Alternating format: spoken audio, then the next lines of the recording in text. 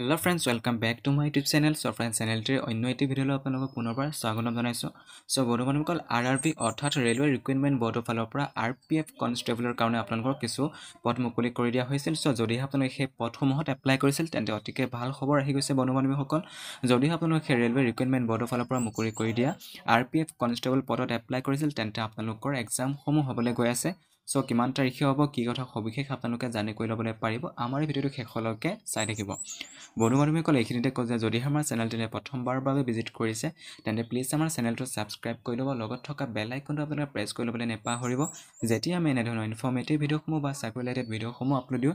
So সেই ভিডিঅ'সমূহ যাতে আপোনালোকে পোনপ্ৰথমে পাব পাৰে। বন্ধুসকল যদি আপোনালোকে আৰপিএফ কনষ্টেবল পদত এপ্লাই কৰিছিল তেন্তে আপোনালোকৰ চিবিটি অৰ্থাৎ কম্পিউটাৰ বেছড টেষ্টটো হ'বলৈ গৈ আছে। আপোনালোকৰ ইয়াতে দেখিছে যে এক্সাম ডেটটো দিয়া হৈছে আপোনালোকৰ 02 মাৰ্চ 2025। সো আপোনালোকৰ 2 মাৰ্চৰ পৰা আপোনালোকৰ ষ্টাৰ্ট হ'বলৈ গৈ আছে 2025 বৰ্ষৰ।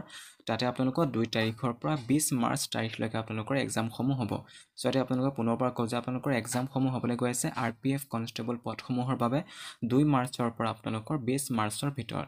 আৰু আপোনালোকে পদসমূহত এপ্লাই কৰিছিল তেন্তে আপোনালোকৰ ট্ৰেভেলৰ কাৰণে ইয়াতে যিখন আপোনালোকৰ ট্ৰেভেল কৰিবৰ কাৰণে যিখন টিকটটো দিয়া হ'ব আপোনালোকৰ সেই আৰআৰবি ফালৰ পৰা। সো সেই টিকটটো আপোনালোকৰ SC ST কাৰণে হয়তো তাতে আপোনালোকৰ ফ্ৰী আছিল অহা যোৱা কৰিবৰ কাৰণে। সো সেইসমূহ আপোনালোকে এক্সামৰ 10 দিনৰ আগতে আপোনালোকে পাই যাব সেই ট্ৰেভেল টিকেটটো। তাৰপিছত আপোনালোকৰ যিখন এডমিট কাৰ্ড হয় সো সেই এডমিট কাৰ্ডটো আপোনালোকে এক্সামৰ 4 দিনৰ আগতে আপোনালোকে বা 4 ডেজৰ আগতে আপোনালোকে সেই এক্সামৰ যিখন আপোনালোকে এডমিট কাৰ্ড হয় সেই এডমিট কাৰ্ডটো আপোনালোকে ডাউনলোড দিবলৈ পাৰিব। অৰ্থাৎ আপোনাৰ ট্ৰেভেল টিকেটটো আপোনালোকে 10 দিনৰ আগত পাব আৰু আপোনালোকৰ সেই এডমিট কাৰ্ডটো এক্সামৰ 4 দিনৰ আগতে আপোনালোকে সেই টিকটটো পাই যাব আৰু এডমিট কাৰ্ডটো পাই যাব।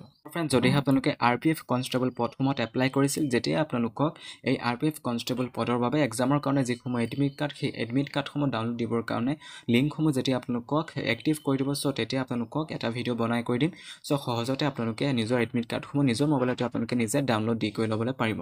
সো বন্ধুসকল বৰ্তমানে আপোনালোকৰ যদিহে কনষ্টেবল জিডি SSC ফালৰ পৰা যিসমূহ কনষ্টেবল জিডিৰ কাৰণে পদসমূহ মুকলি কৰি দিয়া হৈছিল, যদিহে আপোনালোকে সেই পদসমূহত এপ্লাই কৰিছিল তেন্তে আপোনালোকৰ এডমিট কাৰ্ডসমূহৰ ষ্টেটাছ আপোনালোকে চেক কৰি ল'বলৈ পাৰিব। আপোনালোকে এক্সাম কিমান তাৰিখে হ'ব কি কথা সো ডিটেইলি ভিডিঅ'সমূহ বনাই কৰি আমাৰ চেনেলটোত আপলোড কৰি থোৱা আছে। আপোনালোকে গৈ মেলি চাই কৰি ল'ব। লগতে আপোনালোকৰ আসাম পুলিচত যদিহে আপোনালোকে গ্ৰেড 4 পষ্টত এপ্লাই কৰিছিল তেন্তে আপোনালোকে এডমিট কাৰ্ডসমূহ ডাউনলোড হৈ আছে।